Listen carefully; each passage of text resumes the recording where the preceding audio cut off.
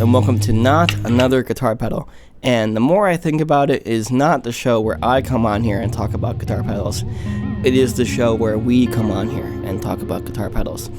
Silver Fox FX creates boutique clones of popular pedals that we all know and love. And just for example, Jake was very, very kind and sent over this Fairfield Circuitry Barbershop and Mind Warp dual pedal. And just take a look at that artwork on here. Isn't that crazy? It's definitely super duper wavy, and that's cool. And so throughout this video, you will hear audio and samples using exclusively this pedal and a little bit of reverb from my Dream 65, and that's about it. So let's get to the interview, let's hear some samples, and let's learn what Silver Fox FX is all about. Yeah, Jake. My name's Jake Wiley. And then, Silver Fox FX is, it's honestly just kind of like a little, it's a side project thing for me. Yeah. I have only been building pedals maybe for I think 2 years at this point, year and a half. Mm-hmm. So it's all relatively new still for me, but it kind of got to a point where I was like, I would build something and then I'd kind of post about it on my own personal Instagram or whatever. And then eventually it became I was building enough stuff that I was like, I should probably just do something separate. So, people who don't care about pedals don't have to see it on my personal page or whatever. It was something I'd never even touched a soldering iron prior to so I was scared too. I remember the first time I went to do it, I was shaking. I was because it's fucking, it's 750 degrees, iron in your hand. Yeah. And you're I don't even know how long I'm supposed to hold it onto the board, there's always different things. But I didn't know anything about soldering. I didn't know anything about components even or any of that stuff. And it's fun actually. So the first thing I ever soldered was maybe a week prior to the tone bender. I bought another kit on Amazon, and it was a $20, $30 thing. And it showed up, and the instructions were horrible, super unclear, and the pots that it gave me were not even the correct kind to use. So I was kind of I don't even know what this is. But I viewed that actually. I was like, you know what? I'm just gonna try to put it together so I can kind of see what soldering is like. So it kind of gave me a little bit of an opportunity to practice the soldering itself, knowing that this kit was probably not going to work. Yeah. So you had one failed kit, but the rest of the kits were fine. It sounds like. Yeah, the rest. I mean, they were fine in the sense that they were clear and the instructions were good. And I built the tone bender. It didn't work when I first fired it up because I had put one of the wrong valued resistors in multiple places. So it didn't do anything. And then it took me a month to figure out with it. Yeah, you used to talk to, why isn't it working? Totally. Yeah. And so, that's kind of, go ahead. I'm going to say, do you desolder it and then resolder it? Is that what you had to do? Can, yeah. So, I mean, there's a whole, there's I think I have one right here. They have these solder suckers. Oh. Basically a spring-loaded thing that you just you heat the solder up again, and then you put that next to it, and it sucks all the solder. That's pretty off. cool. That's handy. I'd be because there's a degree to which I didn't know this. It sounded like you solder and it's pretty permanent. That's on there, But at least you have a chance to suck it back up. Yeah. Yeah. If you just heat it up again, right, it kind of turns into its weird liquid form. Yeah. But so once I figured that out, I got that working. I built another kit. I think I built a Klon after that. Nice. And then after I had those two kits down, I was like, okay, I think I'm not pretty comfortable, but I was like, I know what to expect a little bit in terms of putting a pedal together. And so then I kind of moved away from the kits and started looking more at sourcing my own components and doing more on my own kind of thing. Yeah, totally. Yeah, that's cool.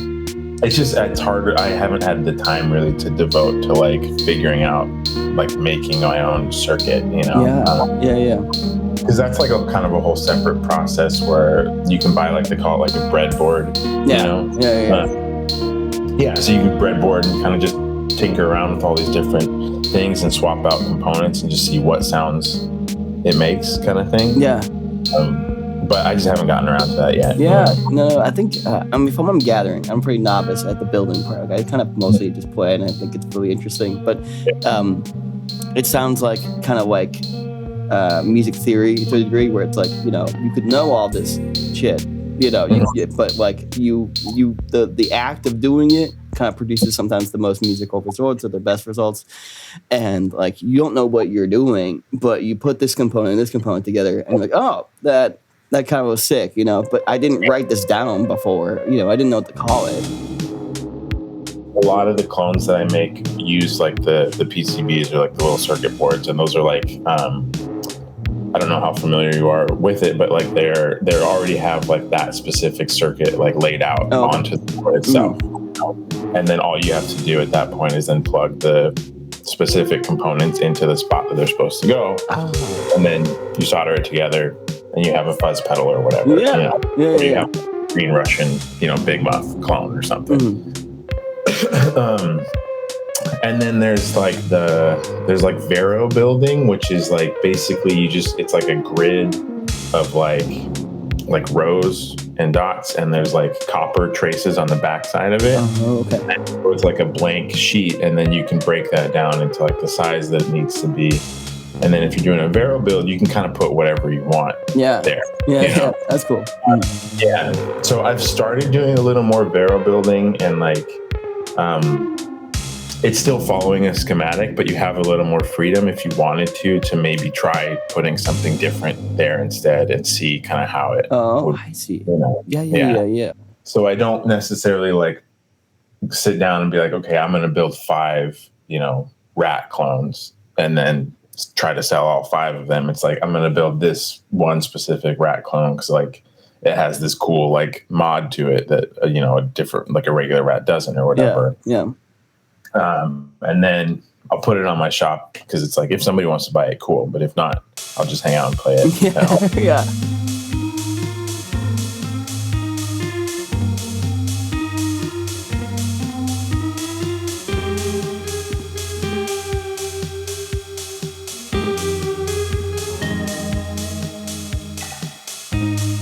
I mean, there's definitely a unique draw to your units because they feel very like custom, very kind of one of one.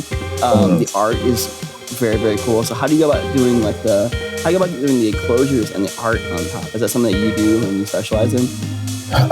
Yeah, like yes and no. The art, you know, full disclosure, I use like an AI art generator for all of my stuff. Hell yeah. Yeah. That's meta as fuck.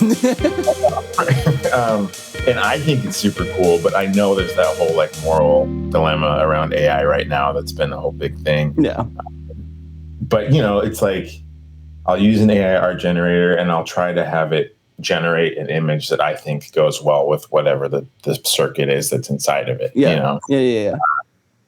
Whether or not the AI is like ripping off something that somebody else made, I don't know. No, you know, I just work here. Yeah, I just work here. I don't get paid enough to figure that out. Yeah, exactly. I guess like in my brain, I think of like, I don't know, like drives as a little bit more simple. There's less going on. And, you know, you talk about something like a delay with a PT2399 in it or an FE1 in there, and then it becomes a little bit more complex of a thing.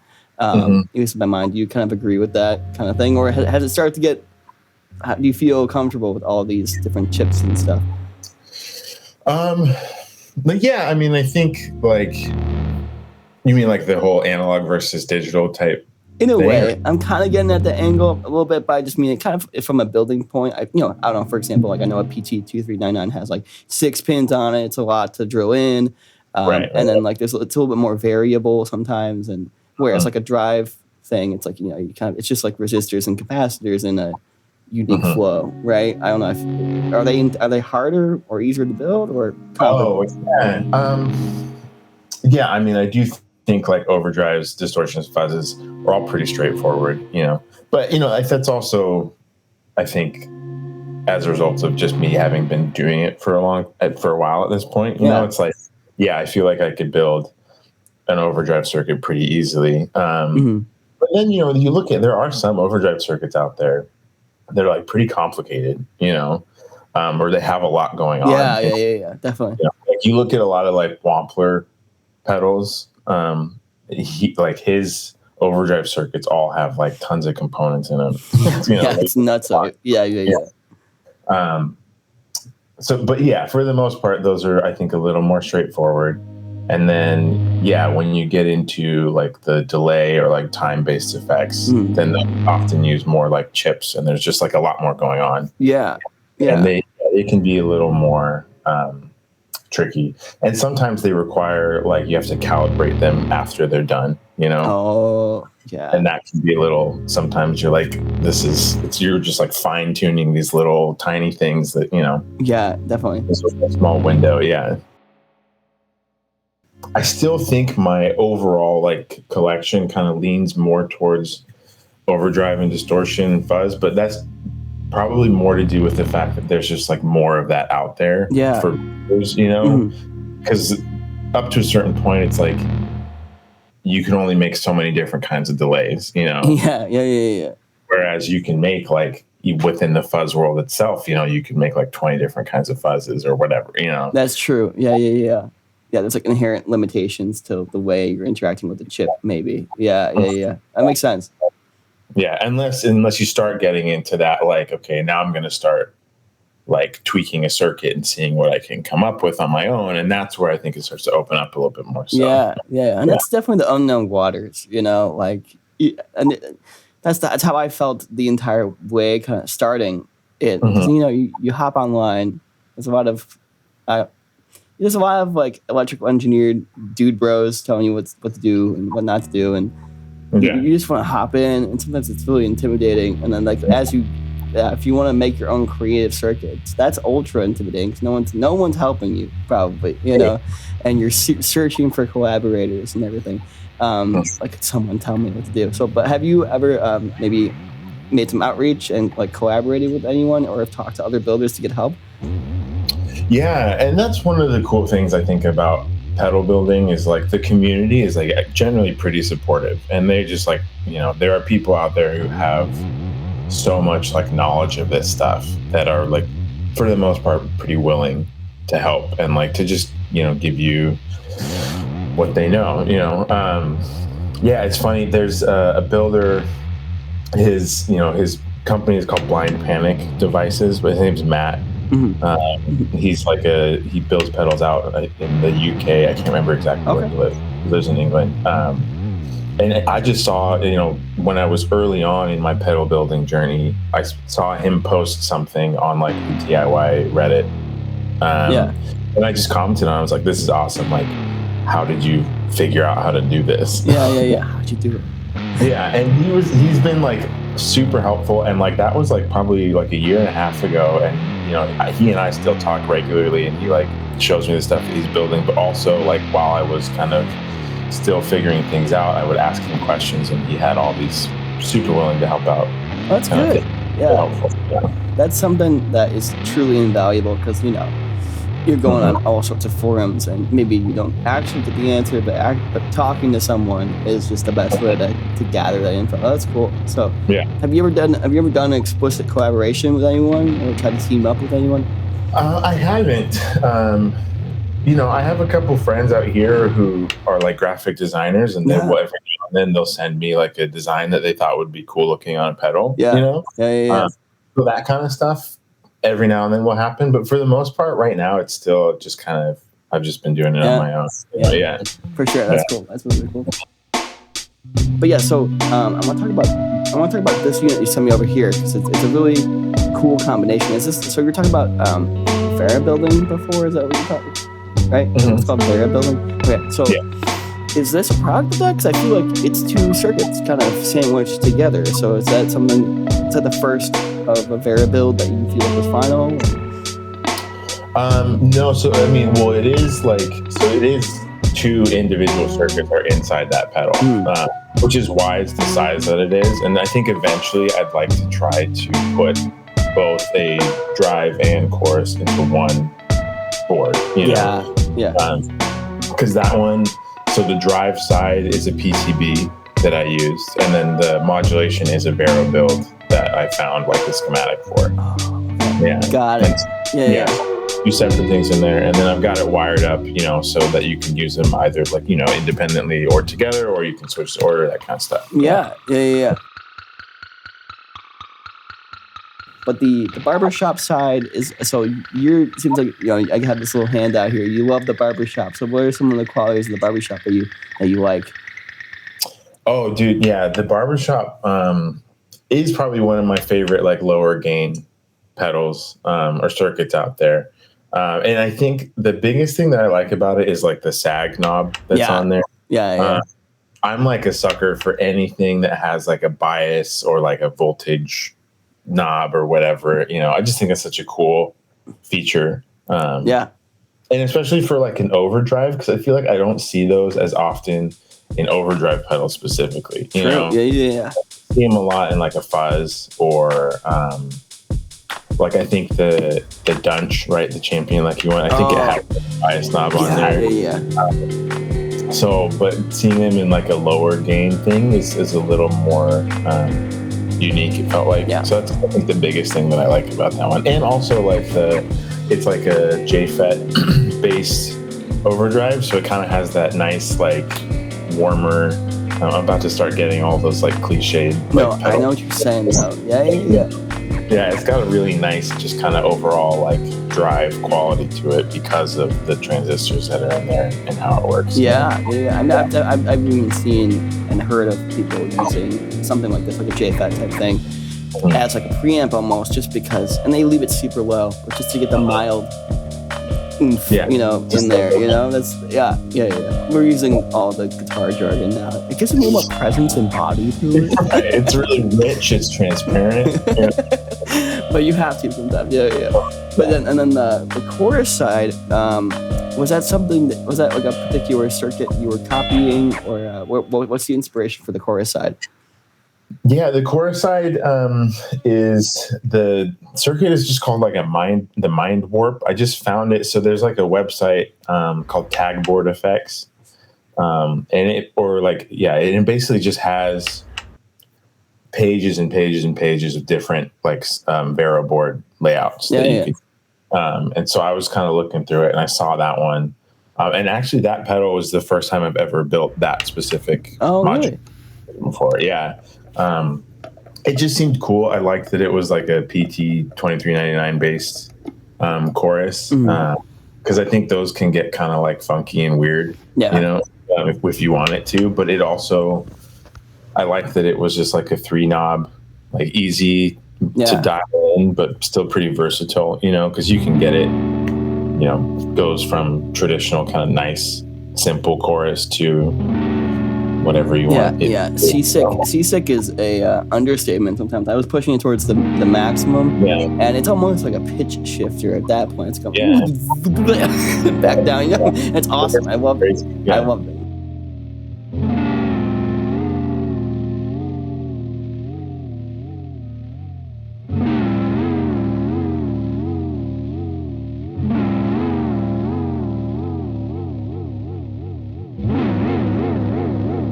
But like, does the switch between the two, the way it took the drive between chorus, like, is that something that was like, did you think of the idea? Like, did you know what, like in terms of routing, like what part what part goes where in between this middle switch? Like, so how did you decide that? Was it like pretty easy within the schematics, or?